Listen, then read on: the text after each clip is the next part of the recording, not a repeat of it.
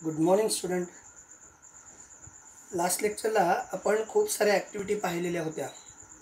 Practical बेसवरती असणाऱ्या या सगळ्या काही ॲक्टिव्हिटी पाहिलेल्या होत्या. त्याच्यानंतर आपल्याकडं एक टेबल दिलेला आहे टेक्स्टबुकमध्ये.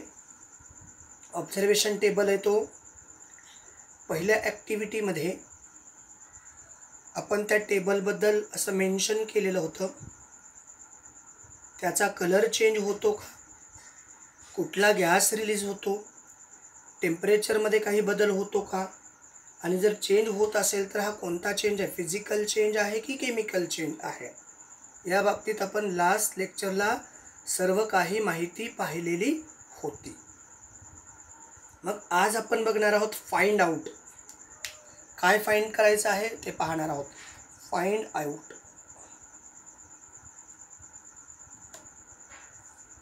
काय फाइंड आउट करायचं पहा. Observation and keep a record of physical and chemical changes that you experience in our daily life. दर दिवसाच्या जीवनामध्ये, दर दिवसाच्या व्यवहारामध्ये आपण खूप सारे फिजिकल आणि केमिकल चेंजेस पाहत असतो. आता हे फिजिकल आणि केमिकल चेंजेस काही नॅचरली होतात आणि काही नॅचरली म्हणजेच एकतर टेम्परेचर इफेक्ट असतो, इवन प्रेशर इफेक्ट असतो. हे पॅरामीटर फिजिकल चेंजेसवरती अफेक्ट करणारे पॅरामीटर्स आहेत. त्याचबरोबर केमिकल चेंजेसवरती सुद्धा काही पॅरामीटर डिपेंड्स करतात. जसं की तिथंही टेम्परेचर आहे, जसं की त्या ठिकाणी हीट रिलीज किंवा हीट ॲब्सॉर्ब अशा काही कंडिशन आहेत. मग फिजिकल चेंज ही जी रिॲक्शन आहे ती रिव्हर्सिबल रिॲक्शन असते.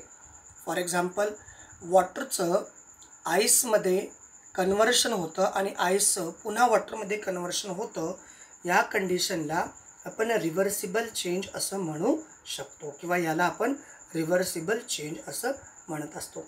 तर केमिकल चेंजमध्ये जेव्हा केमिकल चेंज होतो तेव्हा त्या कंपाऊंडमध्ये असणाऱ्या कंपोनंटच्या प्रॉपर्टी बदलतात. म्हणजे रिॲक्शन होण्यापूर्वी जे काही कंपोनंट्स असतात त्या कंपोनंटच्या ज्या काही प्रॉपर्टी असतात, रिॲक्शन झाल्यानंतर त्या प्रॉपर्टी टोटली बदललेल्या असतात. तर अशा परिस्थितीमध्ये जो काही चेंज तुम्हाला पाहायला मिळतो त्या चेंजला आपण कसला चेंज म्हणायचं, केमिकल चेंज असं म्हणत असतो. फिजिकल चेंज जेव्हा होतो त्यावेळेस फक्त त्याच्या फिजिकल स्टेट बदलतात, म्हणजे फक्त आणि फक्त त्याच्या स्टेट बदलतात. तर केमिकल चेंज जेव्हा होतो तेव्हा त्यावेळेस जुने बॉन्ड ब्रेक होतात आणि नवीन बॉन्ड तयार होत असतात. म्हणजे त्यावेळेस some amount of heat evolve केली गेली असली पाहिजे किंवा some amount of heat absorb केली असली पाहिजे. तर अशा प्रकारचा हा जो फाइंड आउट आहे याच्या बाबतीत आपण स्लाइटली डिस्कस करणार आहोत. इन शॉर्टमध्ये मी तुम्हाला आता सांगितलेलं आहे. आता आपण जाऊ टेक्स्टबुकमध्ये. A physical change take place due to change in the parameters. Physical चेंजसाठी कोणते कोणते फिजिकल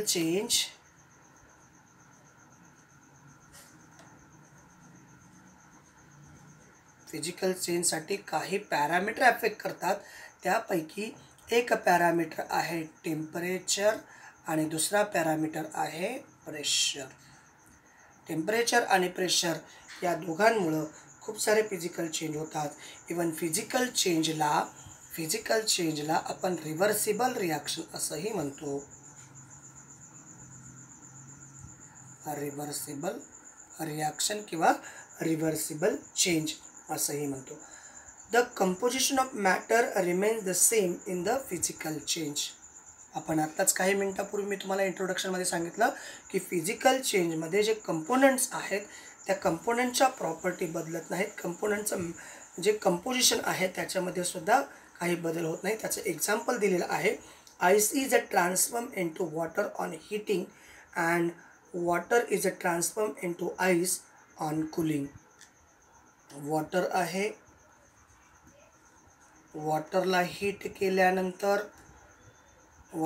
केल्यानंतर काय होतं, त्याच्या वेपर्स होतात. तर वेपर्सला हे हीट प्रोव्हाइड केलं आणि हीट जर काढून घेतली तर तेव्हा त्याचं पुन्हा वॉटरमध्ये कन्व्हर्शन होतं. अशी एक रिॲक्शन. इवन तुम्ही आईसच्या बाबतीत बघितलात, आईस म्हणजे आईसला हीट दिली, आईसला हीट दिल्यानंतर आईसला हीट दिली तेव्हा वॉटर तयार होतं आणि या वॉटरमधली हीट काढून घेतल्यानंतर काय तयार होतो, परत त्याचा आईस तयार होतो. तर दुसरी बाजू, the composition of matter changes during a process. जेव्हा एखादा कंपाऊंड तयार होतो, त्या कंपाऊंड तयार होत असताना त्या जो कंपाऊंड तयार झालेला आहे त्याच्या पूर्णतः प्रॉपर्टी बदललेल्या असतात. तर त्या अशा प्रॉपर्टी पूर्णतः बदलण्याच्या प्रॉपर्टीला आपण काय म्हणतो, केमिकल चेंज असं म्हणतो. We can call the particular process of phenomenon as a chemical change. Some chemical reaction are taking place in the concern of matter. म्हणजे प्रत्येक केमिकल रिॲक्शन त्या त्या मॅटरवरती डिपेंड्स असते. मग आता आपण पुढच्या कन्सेप्टकडे. मग मी आता काही वेळापूर्वी म्हटलेलं होतं तुम्हाला की जेव्हा एखादी केमिकल रिॲक्शन होते, केमिकल रिॲक्शन होत असताना रिॲक्टंट जर असेल त्या रिॲक्टंटमध्ये अगोदर जर कुठले बॉन्ड असतील तर ते ब्रेक होतात आणि जेव्हा प्रोडक्ट तयार होतो त्यावेळेस त्याच्यामध्ये नवीन बॉन्डचं फॉर्मेशन होत असतं. तर अगदी तसा concept. After the chemical reaction is a process which substance undergo bond breaking and transform into new substance by the formation of new bond. बघा त्याचं एक्झाम्पल आपण पाहू. फॉर एक्झाम्पल या ठिकाणी CH4 आहे, याला आपण मिथेन म्हणतो. या ठिकाणी ऑक्सिजन आहे आणि यानंतर तयार होतं कार्बन डायऑक्साईड अँड वॉटर तयार होतो. क्लिअर. आता ही रिॲक्शन आहे, या रिॲक्शनमध्ये हा आणि हा रिॲक्टंट आहे. आता या दोघांमध्ये, या मिथेनमध्ये इथं हायड्रोजन, या ठिकाणी हायड्रोजन, या ठिकाणी हायड्रोजन आणि या ठिकाणी हायड्रोजन अशा प्रकारे बांधले गेलेले आहेत. म्हणजे एका कार्बनला 4 हायड्रोजन बांधलेले आहेत. तर हे जे 2 ऑक्सिजन ॲटम आहेत हे अशा प्रकारे एकामेकाला बांधलेले आहेत. मग जेव्हा या दोघांचं कॉम्बिनेशन होते, या दोघांची रिॲक्शन होते आणि रिॲक्शन झाल्यानंतर या दोघांमधला हे डबल बॉन्ड ब्रेक होतो, हा बॉन्ड ब्रेक होतो, हा बॉन्ड ब्रेक होतो, हा बॉन्ड ब्रेक होतो, हा बॉन्ड ब्रेक होतो आणि ब्रेक झाल्यानंतर जो कंपाऊंड मिळतो, या ठिकाणी कार्बन याच्यासोबत हा डबल बॉन्ड आणि हा डबल बॉन्ड हा तयार झाला कार्बन डायऑक्साईड आणि हा ऑक्सिजन. या ठिकाणी काय होतं बघा, इकडं 2 इकडं 2, इथं ट्वाईस घेऊ आपण. या ठिकाणी इथं H आणि या ठिकाणी H, इथं 2 लिहिला की 2 हायड्रोजन ऑक्सिजन आणि ऑक्सिजन हायड्रोजन असे 2-2 बॉन्ड तयार होतात. म्हणजे हे बॉन्ड तयार झाले, हे बॉन्ड पण तयार झाले आणि या बाजूचे बॉन्ड हे ब्रेक झालेले आहेत, तुटलेले आहेत. म्हणजे हे 2 रिॲक्टंटचे बॉन्ड आहेत, तर हे 2 प्रॉडक्टमध्ये तयार झालेले बॉन्ड आहेत. तर अशा कंडिशनला आपण केमिकल रिॲक्शन असं म्हणतो. तर रिॲक्टंटमधले बॉन्ड ब्रेक झाले तर प्रॉडक्टमध्ये बॉन्ड तयार झालेले आहेत. Whereas the substance take part in a chemical reaction is called reactant.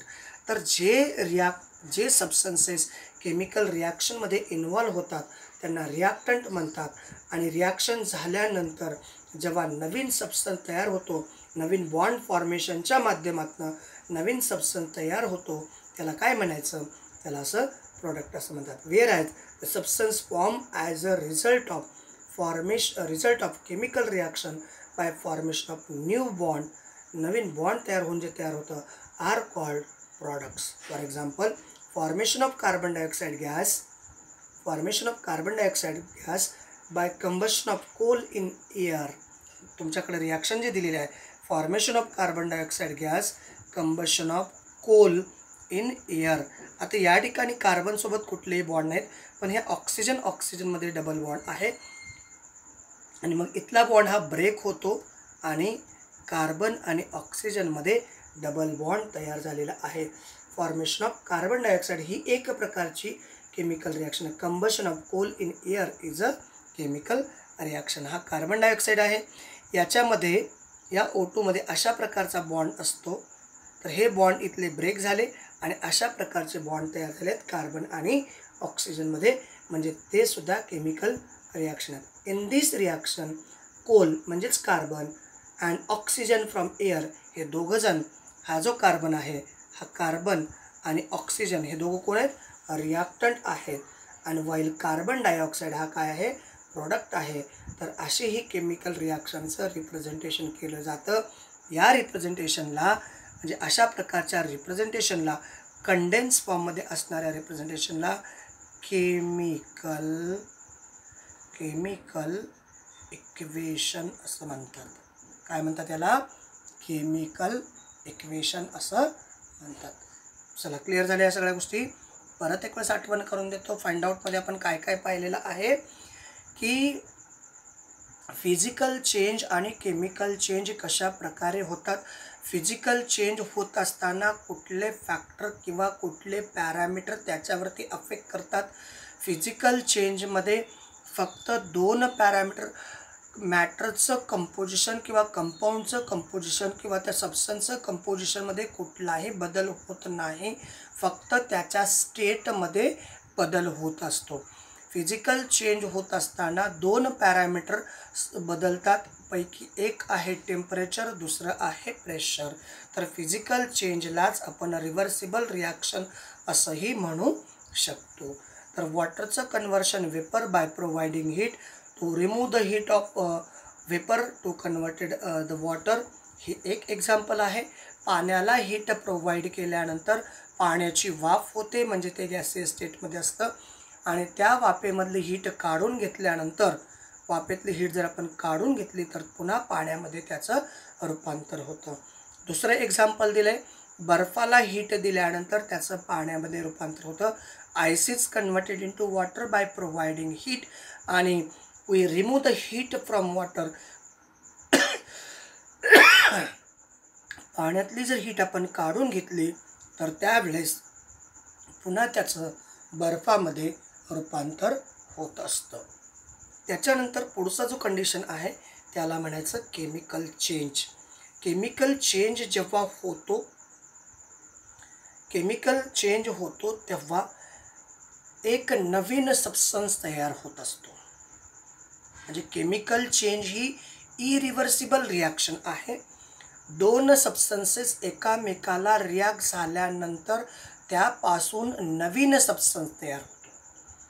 मग 2 सबस्टन्सेस एकामेकाला रिॲक्ट होण्यापूर्वी त्यांच्यामध्ये जे काही बॉन्ड असतात ते बॉन्ड ब्रेक होऊन जेव्हा नवीन सबस्टन्स तयार होतो, म्हणजे जेव्हा आपण असं म्हणू शकतो एचं कन्व्हर्शन बीमध्ये होतं आहे, एचं कन्व्हर्शन बीमध्ये होतं आहे, असं जर तुम्ही म्हणत असाल तर ए काय आहे, रिॲक्टंट, बी काय आहे, प्रॉडक्ट, आणि एचं कन्व्हर्शन बीमध्ये होतं, याचा अर्थ एमध्ये खूप सारे बदल होतात आणि मग त्याचं बीमध्ये कन्व्हर्शन होत असतं.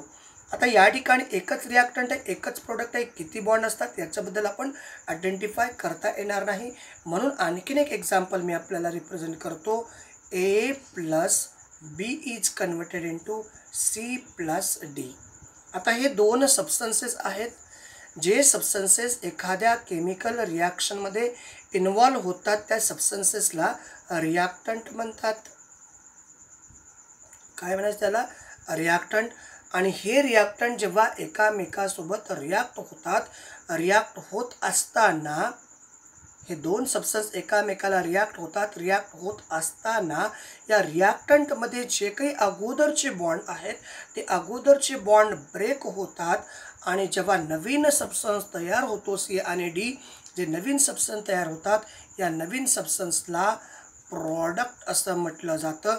आणि या प्रॉडक्टमध्ये जे बॉन्ड तयार होतात, प्रॉडक्टमध्ये नवीन बॉन्ड तयार झालेले असतात. त्याचे काही एक्झाम्पल आपल्याला दिलेले आहेत. रिॲक्शनमध्ये रिॲक्शन होण्यासाठी जे 2 सबस्टन्सेस एकत्र येतात त्याला रिॲक्टंट, आणि त्याच्यापासून नवीन सबस्टन्स तयार होतो त्याला प्रॉडक्ट. जेव्हा रिॲक्टंट असतात तर तेव्हा त्या रिॲक्टंटमध्ये असणारे जे काही बॉन्ड असतात ते बॉन्ड ब्रेक होतात, आणि म्हणजे जुने बॉन्ड अगोदर असणाऱ्या सबस्टन्सेसमध्ये सुरुवातीला जे रिॲक्शनसाठी सबस्टन्सेस आलेले आहेत त्यांचे बॉन्ड ब्रेक होतात आणि त्यानंतर जे प्रॉडक्ट तयार झालेलं आहे या प्रॉडक्टमध्ये नवीन बॉन्ड तयार होतात. इनडायरेक्टली या ठिकाणी आपण रिॲक्शन बघितलेली आहे. हा एक रिॲक्टंट आहे आणि हा एक रिॲक्टंट आहे. या रिॲक्टंटमध्ये हे अशा प्रकारचे बॉन्ड आहेत. कार्बन हायड्रोजनमध्ये हा एक बॉन्ड, कार्बन हायड्रोजनमध्ये हा दुसरा बॉन्ड, कार्बन हायड्रोजनमध्ये हा तिसरा बॉन्ड, कार्बन हायड्रोजनमध्ये हा चौथा बॉन्ड. एका कार्बनला 4 हायड्रोजन सिंगल बॉन्डनी कनेक्ट झालेले आहेत. या ठिकाणी ऑक्सिजन ऑक्सिजनमध्ये डबल बॉन्ड आहे, ऑक्सिजन ऑक्सिजनमध्ये डबल बॉन्ड आहे. तर हे बॉन्ड ब्रेक होतात, हे सिंगल बॉन्ड ब्रेक होता, हा डबल बॉन्ड ब्रेक होतो आणि त्यापासून एका कार्बनसोबत 2 डबल बॉन्ड तर एका ऑक्सिजनसोबत 2 सिंगल बॉन्ड अशा प्रकारे नवीन बॉन्ड तयार होतात. इथं पहा या कार्बनमध्ये कुठलाही बॉन्ड नाही, ऑक्सिजनमध्ये अशा प्रकारचा डबल बॉन्ड असतो. हा डबल बॉन्ड ब्रेक झाला आणि एका कार्बनसोबत 2 डबल बॉन्ड तयार झालेले आहेत. हे इक्वेशन आपण कंडेन्स फॉर्ममध्ये मांडतो आणि याला आपण केमिकल इक्वेशन असं म्हणत असतो. कळलं का? सगळ्या गोष्टी क्लिअर झाल्या असतील अशी अपेक्षा ठेवायला काही हरकत नाही. आणि मग आपण नेक्स्ट पॉईंटकडे जाणार आहोत, केमिकल इक्वेशन. नेक्स्ट पॉईंट काय आहे? Chemical equation. तर चला आपण नवीन पॉईंटकडे जाऊयात. केमिकल इक्वेशन म्हणजे जसं आता आपण काही मिनिटापूर्वी पाहिलेलं आहे, काही वेळापूर्वी पाहिलेलं आहे, केमिकल इक्वेशन म्हणजे ज्या इक्वेशनमध्ये रिॲक्टंट आणि प्रॉडक्ट असतात अशाला आपण केमिकल इक्वेशन असं म्हणत असतो. तर पाहूयात काय आहे ते केमिकल इक्वेशन. तर या ठिकाणी मी हेडिंग टाकतो केमिकल इक्वेशन. चला क्लिअर झालं का? काय आहे केमिकल इक्वेशन? तर या केमिकल इक्वेशनसाठी एक एक्झाम्पल दिलेलं आहे आपल्या, म्हणजे पूर्वी केमिकल इक्वेशन कशा प्रकारे लिहिली जात होती. तर पूर्वी aqueous solution of copper sulphate, मी शॉर्टमध्ये लिहितो aqueous solution of copper sulphate plus zinc dust म्हणजे झिंकची पावडर, झिंकची पावडर, हे दोघं एकामेकाला रिॲक्ट झाल्यानंतर यापासून तयार होतं aqueous solution of zinc sulphate. या दोघांच्या रिॲक्शनपासून तयार होतं aqueous solution of zinc sulphate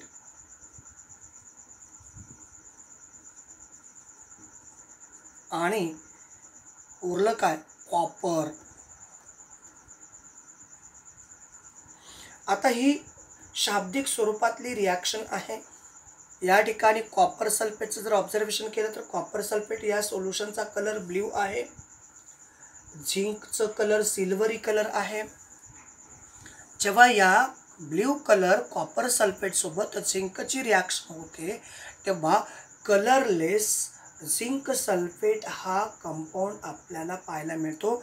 म्हणजे ब्ल्यू कलर हा डिसअपियर होतो तर कलरलेस झिंक सल्फेट आपल्याला पाहायला मिळतो. या रिॲक्शनमधून कलरलेस झिंक सल्फेट आपण पाहत असतो. मग ही रिॲक्शन तुम्हाला ॲक्टिव्हिटी कितीमध्ये दिलेली आहे? ॲक्टिव्हिटी सेकंडमध्ये दिलेली आहे. Zinc sulphate is form from zinc dust and copper sulphate solution. हे तुम्ही शाब्दिक स्वरूपात लिहिलं झालं. मग या रिॲक्शनला किंवा या इक्वेशनला, या केमिकल रिॲक्शनला शॉर्ट फॉर्ममध्ये आपण असं लिहू शकतो, copper sulphate solution CuSO4 plus zinc dust and formation of ZnSO4 plus copper. तर ही जी रिॲक्शन आहे या रिॲक्शनला कंडेन्स फॉर्म असं म्हणतात आणि मग या केमिकल रिॲक्शनलाच केमिकल इक्वेशन असं म्हटलं गेलेलं आहे.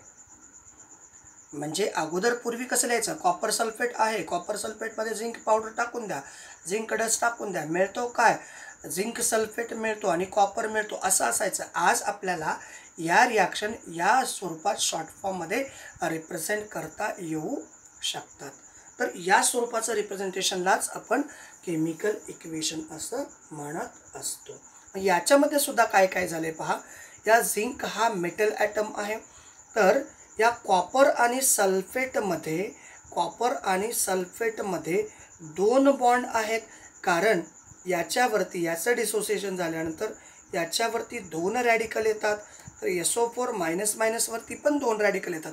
याचा अर्थ 2 पॉझिटिव्ह 2 निगेटिव्ह. याचा अर्थ असा आहे की याच्यामध्ये 2 बॉन्ड आहेत असा अर्थ त्याचा होतो. आणि मग याच्यामध्ये असणारे हे जे बॉन्ड आहेत, हे जे अट्रॅक्शन आहे हे ब्रेक झालं आणि या ठिकाणी ZnSO4 म्हणजे ZN वरती सुद्धा 2+ आणि SO4 मध्ये सुद्धा 2- हे बॉन्ड फॉर्मेशन झालेलं आहे. हा ब्रेक झाला आणि या प्रकारचं बॉन्डच्या फॉर्मेशन झालेलं आहे. तर इथं झिंक होता, इथं झिंक मेटॅलिक फॉर्ममध्ये झिंक होता. आता मेटॅलिक फॉर्ममध्ये आपल्याला कॉपर भेटलेला आहे किंवा कॉपर तुम्हाला पाहायला मिळतो आहे. तर या रिॲक्शनला, हे जे कंडेन्स फॉर्ममध्ये जी रिॲक्शन मांडतो, या केमिकल रिॲक्शनला, कंडेन्स फॉर्ममध्ये मांडलेल्या केमिकल रिॲक्शनलाच केमिकल इक्वेशन असं म्हणतात. आणि जर केमिकल इक्वेशनची डेफिनेशन विचारली, if a chemical reaction is represented in an condensed form, that condensed form chemical reaction is called chemical equation असं तुम्ही त्याला रिप्रेझेंट करू शकता. चला, कळलं का? तर यानंतर आता आपण टेक्स्टबुकमध्ये जाऊ. Let us first look the chemical reaction activity second. हे ॲक्टिव्हिटी सेकंडमध्ये आपण पाहिलेले आहे colourless solution of zinc sulphate. Zinc सल्फेटचं कसलं सोल्युशन आहे? कलरलेस. हे सोल्युशन कसं आहे? Colourless. Colorless solution of zinc sulfate is formed by the addition of zinc dust to blue solution of copper sulfate in this chemical reaction. तर blue कलरचं copper सल्फेटचं solution होतं. याचा कलर कसा होता? Blue colour. आणि आता कसं झालेलं आहे? कलरलेस सोल्युशन झालेलं आहे. तर हे शाब्दिक स्वरूपात इक्वेशन लिहिलेलं आहे. aqueous solution of copper sulfate plus zinc dust, aqueous solution of zinc sulfate and copper, याला इक्वेशन नंबर फर्स्ट म्हटलेलं आहे. आणि हे इक्वेशन आपण सिम्बॉलिक फॉर्ममध्ये, वर्ड फॉर्मच्या ऐवजी हे वर्ड फॉर्ममध्ये होतं इक्वेशन. या इक्वेशनला आपण वर्ड फॉर्म इक्वेशन म्हणतो. त्याला कंडेन्स फॉर्ममध्ये म्हणजेच सिम्बॉलिक फॉर्ममध्ये जर आपण रिप्रेझेंट करत असाल तर त्या कंडेन्स फॉर्म असणाऱ्या इक्वेशनलाच केमिकल इक्वेशन असं म्हणतो. Simple way representing the chemical reaction is called as word equation. अतिशय साध्या भाषेत, the word equation can be written in further condense form by using chemical formula as follows. तर हे equation तुमच्याकडं टेक्स्टमध्ये दिलेलं आहे. For the representation of chemical reaction in a condense form using chemical formula is called chemical equation. म्हणजे जे chemical equation condense फॉर्ममध्ये दिलेलं आहे त्याला केमिकल रिॲक्शनला केमिकल इक्वेशन असं म्हटलेलं आहे. In the above reaction copper sulphate and zinc are the reactant. हे दोन काय आहेत?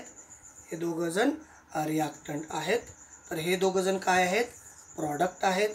It is a reactant. आणि हे काय आहेत? Product. It is the product. Clear? And they reacts with each other. हे दोघं जण कोण आहेत? रिॲक्टंट. कोण कोण दोघं जण? कॉपर सल्फेट आणि झिंक हे दोन रिॲक्टंट आहेत.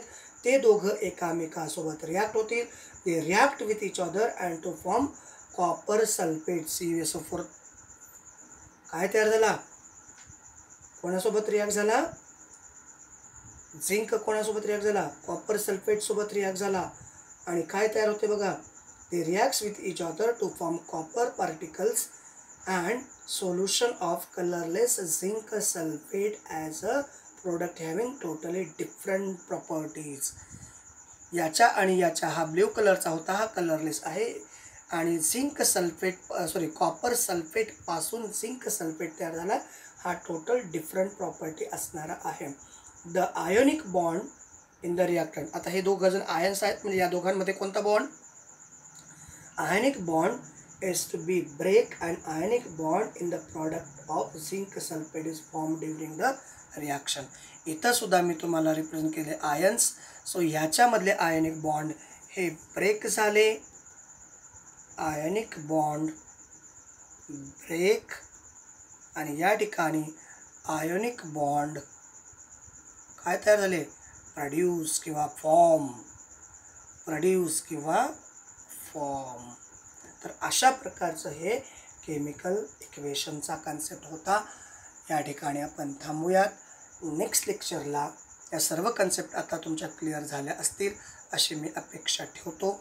नेक्स्ट लेक्चरला नेक्स्ट पॉईंट घेऊन येणार आहोत आपण, त्याला म्हणतो writing a chemical equation. Chemical equation कशा प्रकारे लिहायचं आहे ते नेक्स्ट व्हिडिओमध्ये पाहणार आहोत. तोपर्यंत इथंच थांबूयात. थँक्यू. Thanks a lot.